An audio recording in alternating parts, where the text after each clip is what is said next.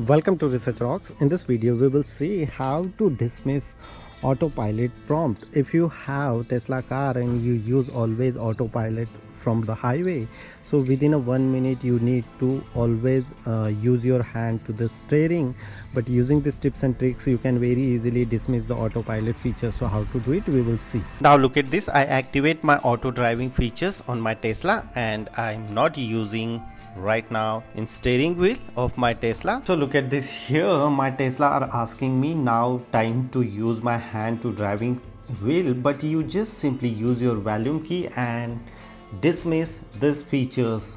The Tesla are introducing these features you can use as a both key and dismiss the autopilot features authentication. It's very easy and simple. If you really like this video, so please hit the bell icon, share this video and subscribe our YouTube channel Research Rock.